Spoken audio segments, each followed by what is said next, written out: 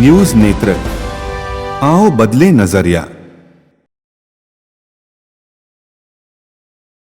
आज न्यूज़पेपर हो, टेलीविज़न हो या फिर सोशल मीडिया, लगातार हेयर प्रोडक्ट्स के एडवर्टाइजमेंट आप सभी को देखने को मिलते हैं। इसका क्या कारण है ये जानना हमारे लिए बहुत ज़रूरी है, क्योंकि हेयर प्रोडक्ट्स का मार्केट लगातार बढ़ता ही जा रहा है। इसी मुद्दे पर बात करने के लिए आज हमारे साथ स्टूडियो में मौजूद हैं आरोग्य मेडिसिटी इंडिया के एमडी और फाउंडर डॉक्टर महेंद्र राणा जी। नमस्कार सर, आपका बहुत बहुत स्वागत है न्यूज़ नेत्रा में। सभी दर्शकों को मेरा नमस्कार। और सर आप बताइए क्या चल रहा है आजकल? फिलहाल तो न्यूज नेत्र और सपना पांडे चल रही है। अरे न्यूज़ नेत्रा तो चलते रहना चाहिए और आप जैसे मेहमान आएंगे शायद चलता भी रहेगा। बिल्कुल, हम भी यही चाहते हैं जी सर, हम आज बैठे हैं हेयर फॉल पे बात करने के लिए। बेसिकली लोग इतना मार्केट बढ़ चुका है तो प्रोडक्ट्स भी बढ़ते जा रहे हैं, लेकिन मेन कारण हेयर फॉल है। हम आपसे जानना चाहते हैं आखिर हेयर फॉल होता क्या है और कैसे होता है? मैं भी जब भी टीवी खोलता हूँ या सोशल मीडिया पे आता हूँ या अखबारों पे आता हूँ तो उसमें हेयर फॉल के, चाहे आपके शैम्पू हों, ऑयल हों, इन्हीं के विज्ञापनों से ये सब जगह भरी रहती हैं। तो मुझे भी कई बार लगता है, क्योंकि मैं हेयर ट्रीटमेंट जो है कई सालों से कर रहा हूँ, कि वाकई हेयर फॉल इतना ज़्यादा बढ़ गया है लोगों में या इसको एक समस्या बना दिया गया है। तो जहाँ तक हेयर फॉल की बात है, मैं सबसे पहले तो सभी दर्शकों को ये बताना चाहूँगा कि देखिए, बाल झड़ना एक सामान्य प्रक्रिया है। वो हमारे शरीर की ग्रोथ प्रोसेस है, उसमें हेयर फॉल होना बहुत आम बात है। और हम हेयर फॉल कब कहेंगे कि वाकई में एक हेयर फॉल एक समस्या है, उसके लिए हमें ये देखना चाहिए कि अगर आपको सर पर या बालों पर मैकेनिकल प्रेशर देते हुए लगभग 50 से ज़्यादा बाल रोज झड़ रहे हैं, तो तब हम ये कह सकते हैं कि एक समस्या बन चुकी है। लगभग 20-30 बाल हमारे सामान्य प्रक्रिया में भी रोज गिरते हैं और उतने ही बाल हेयर ग्रोथ साइकिल के थ्रू रोज बनते भी हैं। तो ये एक चक्र है, इसको हम हेयर ग्रोथ साइकिल कहते हैं। लेकिन इस समय ये जो इतने विज्ञापन दिखाए जा रहे हैं और एक मार्केट तैयार की जा रही है कि हेयर फॉल एक बहुत बड़ी समस्या है, उसकी वजह से जब 2, 4, 6, 10 बाल भी लोगों के झड़ रहे होते हैं, तो इस कंडीशन में भी कई बार हमारे पेशेंट्स क्लिनिक में आते हैं कि उनको हेयर फॉल की समस्या है। तो जब हम लोग उनसे हिस्ट्री लेते हैं, डर्मास्कोपिक एग्जामिनेशन करते हैं, तो तब हम उनको समझाते हैं कि आपकी प्रॉब्लम हेयर फॉल की नहीं है, ये 10-20 बाल झड़ना आम बात है। हाँ, अगर प्रतिदिन आपके बाल 50 से ज़्यादा झड़ रहे हो या मैकेनिकल प्रेशर देते हुए, कंघी करते हुए, नहाते हुए आपके बहुत ज़्यादा बाल निकल रहे हो, आपके घर में, रसोई में, खाने में, हर जगह आपको बाल दिख रहे हो, तो तब हम कह सकते हैं कि ये हेयर फॉल की समस्या है। तो पहली बात तो ये है। दूसरा, जो आपने कहा कि हेयर फॉल होता क्यों है, अगर वाकई में 50 से ज़्यादा बाल पर डे झड़ रहे हैं और आपको लग रहा है कि आपका स्कैल्प में स्पेस बनता जा रहा है, खाली होता जा रहा है, तो तब हमें ये कारण ढूंढना चाहिए कि हेयर फॉल क्यों हो रहा है। तो हेयर फॉल होने के पीछे सबसे पहले तो कुछ हार्मोन्स हैं कि उनके डिस्टरबेंस की वजह से हमारे जो बाल हैं, उनके जो हेयर फॉलिकल होते हैं, जिनको हम सामान्य भाषा में अगर आप बालों को पौधा समझें तो हेयर फॉलिकल उसका गमला है। और जब कभी उस गमले में कोई डिफेक्ट आता है, मेडिकल की भाषा में कहें तो जब उस हेयर फॉलिकल में इन्फ्लेमेशन की कंडीशन आती है, जहाँ पे हमारे बालों का बल्ब या रूट जो है वो टिका हुआ है, जब वो ढीला पड़ जाता है तो हमारा हेयर फॉल नॉर्मल से ज़्यादा होने लग जाता है। इसके अलावा, क्योंकि बाल भी हमारे शरीर का अंग है, जैसे हमारे शरीर के अन्य अंगों को एक न्यूट्रिशन की आवश्यकता होती है, ऐसे ही हमारे बालों को भी न्यूट्रिशन चाहिए। वो न्यूट्रिशन ब्लड फ्लो के थ्रू हमारे बालों तक जाता है। और कई बार व्यक्ति में क्या होता है कि कोई न्यूट्रिशनल डेफिशिएंसी हो जाती है, जैसे विटामिन डी की डेफिशिएंसी होना, विटामिन B12 की कमी हो जाना, या प्रोटीन की कमी हो जाना, या फिर हमारे ब्लड में हीमोग्लोबिन की कमी हो जाना, आयरन की कमी हो जाना। तो इन सब न्यूट्रिशनल डेफिशिएंसी की वजह से या पोषण में कमी होने की वजह से, जैसे शरीर के अन्य अंग कमज़ोर हो जाते हैं, हमारे हेयर भी कमज़ोर हो जाते हैं और उस वजह से भी उनमें थिनिंग आ जाती है और वो ईजिली हेयर फॉलिकल से निकलने लग जाते हैं, तो भी हमारे यहाँ हेयर फॉल की समस्या हो सकती है। पुरुषों में एक और कारण है और एक और हार्मोन है जिसको हम लोग DHT हार्मोन कहते हैं या डिहाइड्रोटेस्टोस्टेरोन कहते हैं। जब अलग अलग कारणों से इसकी मात्रा ब्लड में बढ़ जाती है तो उस वजह से भी हमारे जो हेयर फॉलिकल्स हैं वो ब्लॉक होने लग जाते हैं और वहाँ पे नई हेयर ग्रोथ नहीं हो पाती, तो उससे भी बाल्डनेस या हेयर फॉल हमारे स्कैल्प में बढ़ने लग जाता है। कुछ कारण जो हैं वो कंडीशनल होते हैं, जैसे कि अगर कोई फीमेल प्रेग्नेंट है, प्रेगनेंसी के दौरान बहुत सारे हार्मोनल चेंजेस होते हैं, उस समय बहुत ज़्यादा न्यूट्रिशन हमारे शरीर में वुम की साइड हमें चाहिए होता है, यूट्रस को चाहिए होता है, क्योंकि वहाँ एक बच्चा डेवलप हो रहा होता है, एक फीटस डेवलप हो रहा होता है। तो पूरे शरीर की सारी जितनी भी प्रक्रियाएं हैं उन सब का फोकस न्यूट्रिशन देने का वो यूट्रस की तरफ बढ़ जाता है, तो स्कैल्प में हमारे बालों को न्यूट्रिशन की कमी हो जाती है। तो प्रेगनेंसी के दौरान भी थोड़ा सा ज़्यादा हेयर फॉल होना ये भी कोई घबराने वाली बात नहीं होती है। आफ्टर डिलीवरी लगभग 6 महीने में वो ठीक भी हो जाता है। तो ये अलग अलग कारण हैं जिनकी वजह से हेयर फॉल होता है। सर आपने कारण हमें बता दिए, लेकिन आप हमारे दर्शकों को ये भी बताइए कि आखिर हेयर फॉल के कोई अलग अलग टाइप होते हैं? देखिए, जैसे हर बीमारी को हम कैटेगराइज करते हैं, ऐसे ही हेयर फॉल में भी अकॉर्डिंग टू स्पेस कहाँ पे हो रहा है हमारे स्कैल्प में या फिर जो है किस कंडीशन की वजह से हो रहा है, डिफरेंट टाइप्स में बांटा गया है। जैसे मैंने आपको अभी जिक्र किया था DHT हार्मोन का, अगर उसकी वजह से हेयर फॉल या गंजापन आ रहा है तो उसको हम एंड्रोजेनिक एलोपेशिया कहते हैं। अगर जो है किसी हार्मोन की इम्बैलेंस की वजह से हेयर फॉल हो रहा है तो हमें उसको एंडोक्राइनल एलोपेशिया कह सकते हैं। इस ऐसे ही एक बहुत बड़ा कारण जो आजकल देखने में मिल रहा है कि जब बहुत ज़्यादा स्ट्रेस में आदमी रहता है या किसी टेंशन में है या हरी भरी वाली लाइफ स्टाइल है, बहुत हेक्टिक शेड्यूल है, तो इस वजह से भी जो है हमारे स्कैल्प में हेयर फॉल होता है और उसको हम लोग स्ट्रेस इंड्यूस्ड एलोपेशिया कहते हैं। और यही जब स्ट्रेस बहुत ज़्यादा बढ़ जाती है तो कई बार वो एक ऑटो इम्यून डिसऑर्डर में बदल जाती है, जिसको हम लोग कहते हैं एलोपेशिया एरियाटा। ये एलोपेशिया एरियाटा जो हेयर फॉल का एक टाइप है, लेकिन इसमें पैची हेयर फॉल होता है, इसमें बाल पैचेज में झड़ेंगे। ऐसे ही जो है किसी को कोई बीमारी है, उस बीमारी की वजह से, उस मेडिकल कंडीशन की वजह से कोई दवा ले रहा है, तो कई बार इन दवाओं की वजह से या बीमारी की वजह से भी हेयर फॉल बढ़ जाता है। जैसे कॉमन एग्जांपल है कि जब भी किसी को कैंसरस सेल किसी की बॉडी में ग्रोथ कर रही होगी या फिर वो कैंसर के ट्रीटमेंट की दवाइयाँ ले रहा होगा, तो इसका एक बहुत बड़ा साइड इफेक्ट हेयर फॉल के रूप में देखने को मिलता है। इस टाइप का जो हेयर फॉल है उसको हम कहते हैं मेडिसिनल इंड्यूस्ड हेयर फॉल। तो ऐसे ही अलग अलग कारण अलग अलग प्लेसेस में है। फ्रंटल बार्डनेस है जो फ्रंट एरिया में होती है, सेंट्रल बार्डनेस है जो आपके सेंट्रल एरिया में होती है। तो ये कहाँ पे हो रहा है, किस वजह से हो रहा है, इसी वजह से इसके टाइप निर्धारित किए गए हैं। इसी के साथ ही आप हमारे दर्शकों को ये भी बताइए कि कौन सी एज से जो हेयर फॉल है साइंटिफिकली होना शुरू होता था और क्या वो बदलाव आया समय के साथ? आज बहुत कम उम्र में भी क्लिनिक पे भी पेशेंट आते हैं जिनकी उम्र 17, 18, 19 साल रहती है और वो लोग कहते हैं कि हमारा बहुत हेयर फॉल हो रहा है। तो हमें ये सोचना पड़ेगा कि ऐसा क्या हो रहा है, कितनी कम उम्र में भी बच्चों के हेयर फॉल हो रहे हैं।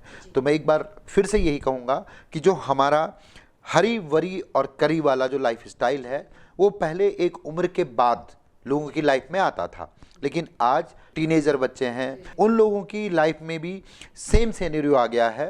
उनका खाना पीना ये सब जब से फास्ट फूड का चलन बढ़ा है, जब से जंक फूड का चलन बढ़ा है, जब से कोल्ड ड्रिंक का चलन बढ़ा है, तब से उनकी लाइफ में भी न्यूट्रिशन कम हो गया है और स्वाद बढ़ गया है।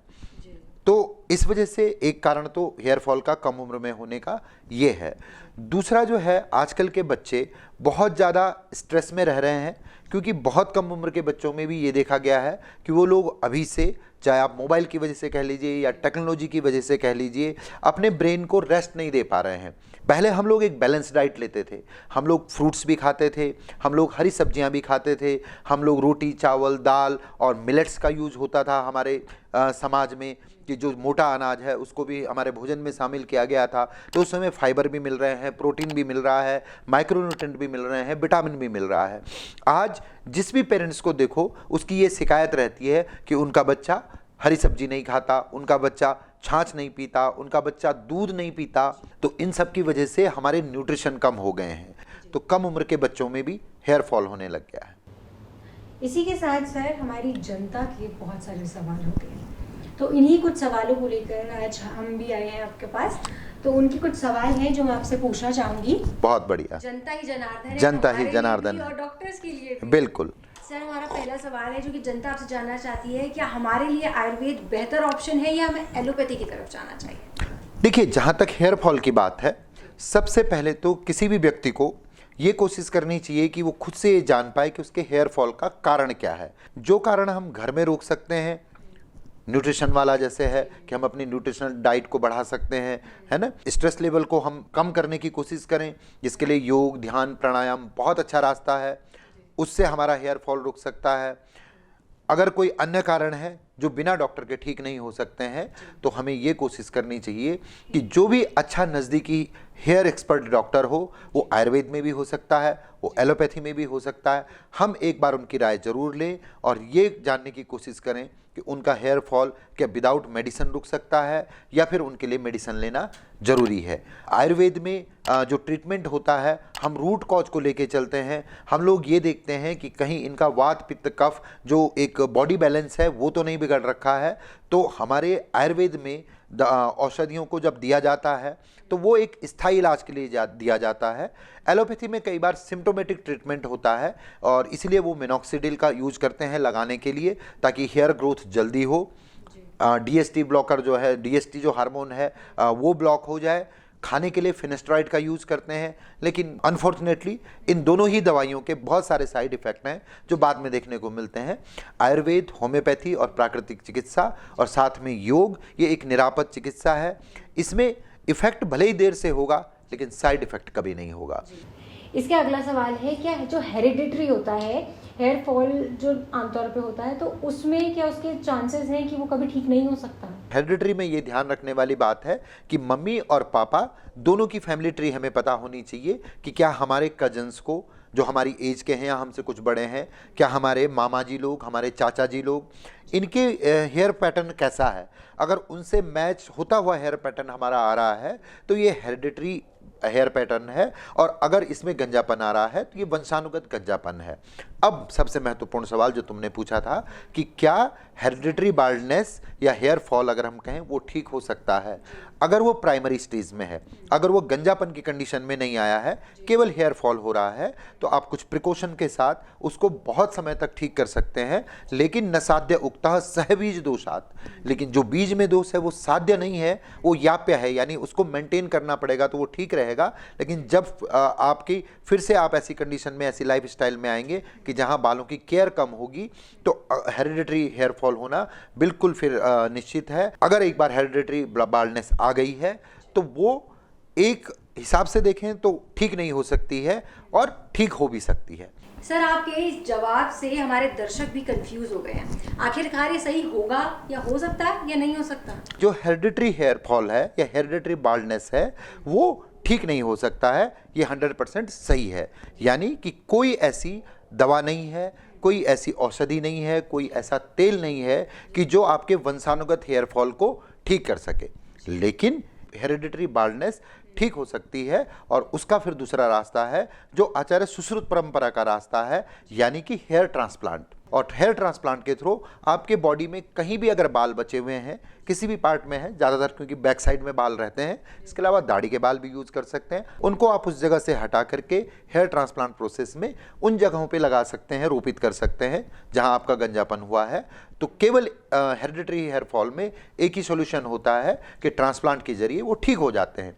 इसलिए मैंने तुम्हारे पहले सवाल के जवाब में कहा था कि ये ठीक नहीं हो सकता, लेकिन ये ठीक हो सकता है। सर, इसमें अगले सवाल पर आते हैं। तो एक सवाल ये है कि क्या रोज बाल धोने से हेयर फॉल होता है?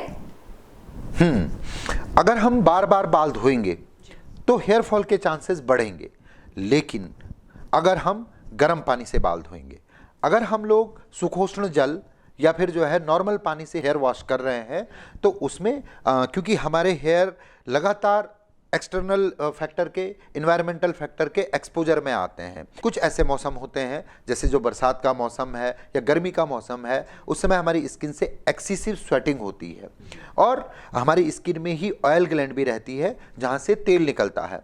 तो ये स्वेट और ऑयल मिक्स होकर के, और साथ में अगर हम बाहर जा रहे हैं तो वहाँ धूल भी रहती है। तो ये धूल, धूप और तेल का कॉम्बिनेशन जब हमारे स्कैल्प में, हमारे हेयर फॉलिकल में जाता है तो न केवल इन्फ्लेमेशन का बल्कि इन्फेक्शन के भी चांसेस बढ़ जाते हैं। और अगर हम उस समय रोज़ हेयर वॉश नहीं करेंगे तो फिर वो जो है हमारे स्कैल्प के लिए भी और हमारे बालों के लिए भी नुकसानदायक है। लेकिन अगर हम रोज़ किसी शैम्पू से या किसी अन्य चीज़ों से हेयर वॉश करेंगे तो वो भी हमारे लिए सही नहीं है। दूसरा जो मैंने कहा, अगर हम गर्म पानी से बाल धोते हैं तो गर्म पानी क्योंकि वैसो डायलेशन करता है, और वैसो डायलेशन अगर हम करेंगे तो हमारे जो हेयर फॉलिकल हैं वो डायलेट होंगे, उनका मुंह ज़्यादा खुलेगा, हेयर रूट में जो बल्ब है उसको इजली मैकेनिकल प्रेशर में वो बाहर आ जाएगा। इसलिए आयुर्वेद में भी और मॉडर्न मेडिकल साइंस भी कहती है कि जब भी बाल धोने हो, वो आयुर्वेद में सुखोष्ण जल कहा गया है और एलोपैथी में भी कहा गया है कि हम लोग जो है नॉर्मल पानी से ही हेयर वॉश करना चाहिए। हमारी जो स्किन है वो अमूमन 2 टाइप की होती है, कुछ लोगों में ड्राई होती है और कुछ लोगों में ऑयली होती है। जो ड्राई स्किन वाले लोग हैं उनके शरीर में जब रुक्षता का मौसम रहता है, जब खास करके विंटर्स में, तो उस समय पूरी स्किन के साथ साथ स्कैल्प में भी ड्राइनेस बढ़ती है। उनकी जो ऑयल ग्लैंड है वो बहुत कम ऑयल सेक्रेट कर पाती है, और ऑयल क्योंकि बालों की स्निग्धता के लिए, बालों के लुब्रिकेशन के लिए बहुत ज़रूरी है।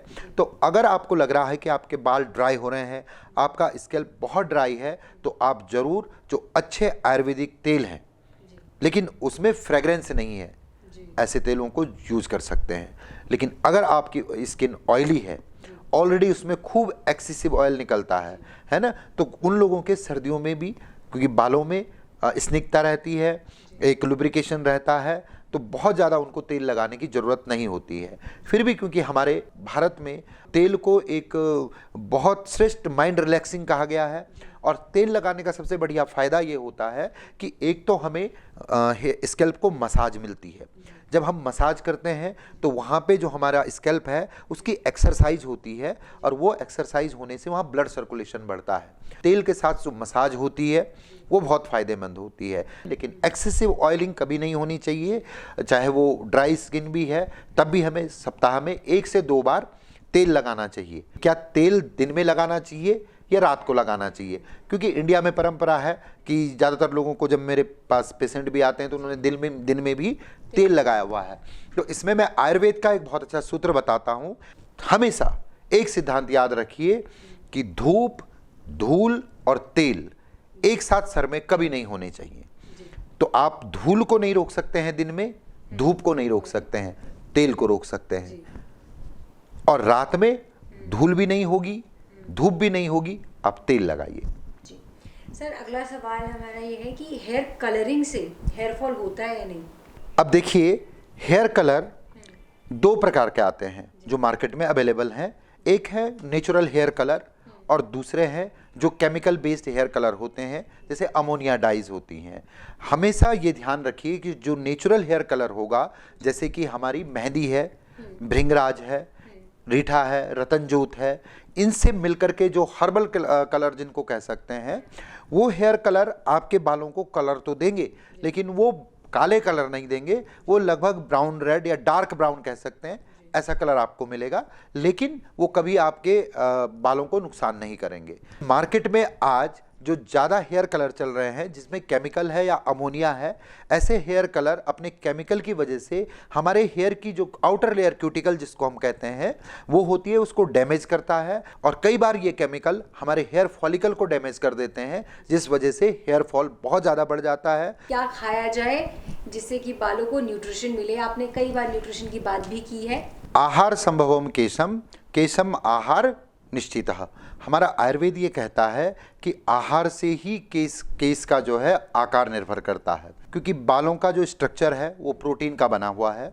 तो ऐसी डाइट जरूर लें जिसमें प्रोटीन पर्याप्त मात्रा में हो। हरी सब्जियों में क्योंकि खूब आयरन रहता है, हमारे जो भी सीजनल फ्रूट्स हैं, और उनमें से आंवला तो एक ऐसा फल है कि जिसको केस रक्षक कहा गया है। जो नॉन वेजिटेरियन है वो लोग फिश का प्रयोग कर सकते हैं, एग का प्रयोग कर सकते हैं।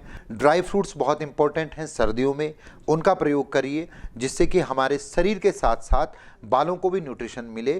तो हमारे शरीर में पोषण की पर्याप्त मात्रा रहनी चाहिए, न्यूट्रिशन की पर्याप्त मात्रा रहनी चाहिए, जिससे हमारे बालों को भी उनकी जो सप्लाई है वो पर्याप्त मात्रा में मिलती रहे और हमारे बाल स्वस्थ रहें। क्या नुस्खे हैं जो एक डॉक्टर बता सकता है जिससे कि हेयर फॉल कंट्रोल भी हो और जो आपके बाल काले, घने और सुरक्षित भी रहें? बहुत सारे होम रेमेडीज़ आयुर्वेद में बताई गई हैं और जो बहुत साइंटिफिक हैं, बहुत ज़्यादा इफ़ेक्टिव भी हैं और एक्सपीरियंस्ड भी हैं। जो हमारी दादी नानी ने एक्सपीरियंस किया है वो होम रेमेडीज़ उन लोगों ने आगे अपनी जनरेशन तक पहुंचाई है। उसमें मैं एक नुस्खा देना चाहता हूं, जो भी आपके बालों को सूट करता हो उस तेल को ले लीजिए और उसमें भृंगराज, आंवला, सिकाकाई, रतनजोत इनको डाल करके और आप तेल के बराबर ही दूध ले लीजिए, जितना तेल हो जितना और उतना ही दूध लेना है और इसको एक धीमी आंच में पकाइए। तो वो क्षीर पाक विधि से बना हुआ तेल तैयार हो जाएगा, जिसमें कोई केमिकल नहीं होगा, जिसमें कोई फ्रेगरेंस नहीं होगी। इस तेल को अगर आप हफ्ते में 2 बार लगाते हैं, ओवरनाइट इसको सर पे रखिए और फिर सुबह किसी अच्छे हर्बल शैम्पू से और साथ में कंडीशनर के साथ इसको धो दीजिए। तो इससे आपके बालों में नरिशमेंट भी होगा, इससे आपके बाल काले भी रहेंगे और इससे आपके बालों में एक अलग शाइनिंग नज़र आएगी। खूब फाइबर रिच फ्रूट्स जैसे कि पपीता हो गया, अमरूद हो गया, इनको भी अपनी न्यूट्रिशन में शामिल करें। सर्दियों में भीगे हुए 4-5 बादाम जो रात भर आपने भिगाए हों, ऐसे 4-5 बादाम आप रोज़ खाने में प्रयोग करें। मखाना एक बहुत न्यूट्रिशियस फूड प्रोडक्ट है जो किसी भी ऋतु में खाया जा सकता है। बहुत बहुत शुक्रिया सर, आपका बहुत बहुत धन्यवाद हमारे दर्शकों के साथ इतनी सारी जानकारियाँ साझा करने के लिए। केशवानुभव। धन्यवाद। बालों से जुड़ी कोई भी समस्या जो हमारे इस एपिसोड में आपकी नहीं हो पाई हो, उसको आप हमारे कमेंट बॉक्स पर टाइप ज़रूर करें ताकि हम अगले एपिसोड में उस समस्या का समाधान आप तक पहुंचा सकें।